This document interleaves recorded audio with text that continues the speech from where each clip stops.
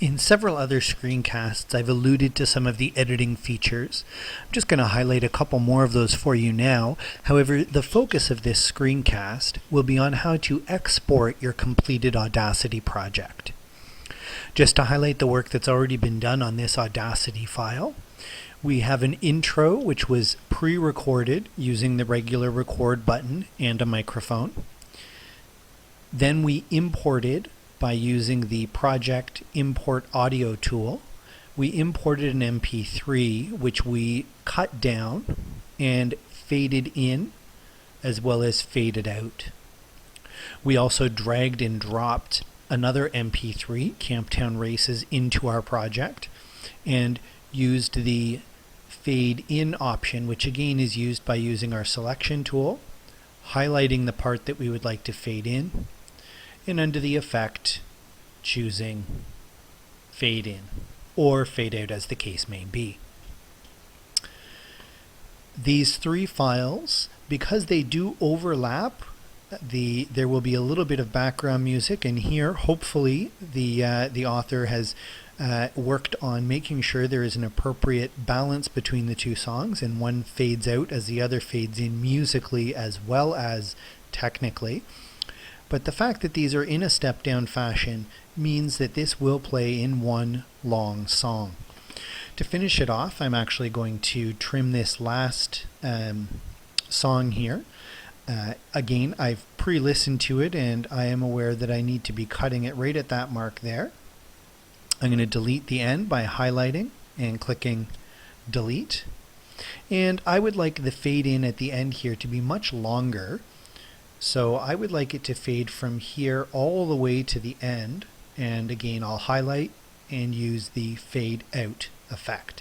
That makes the fade out much more gradual. Once again, you would need to listen to these songs in order to make sure that that is appropriate. A final step would be to use the shift tool, which can be found here, to ensure that these are lining up appropriately, and this will shift the audio back and forth. So again, you would need to listen to these because of the screencast. That's more difficult for me to do, but you would listen and ensure this is in fact exactly what you want. To end off your project, now that it is completely finished, we want to turn all of these into one MP3. To do so is quite simple. We first need to save our project, and I will save it to my demo folder.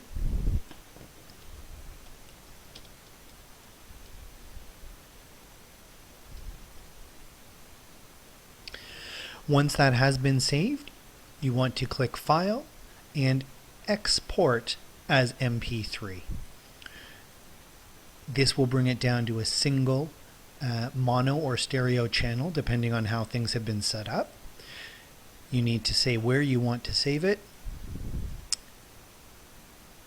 and it will turn it into a single MP3, which can now be played on any iPod, computer, or other audio playback device in the world, or perhaps mixed into another Audacity project.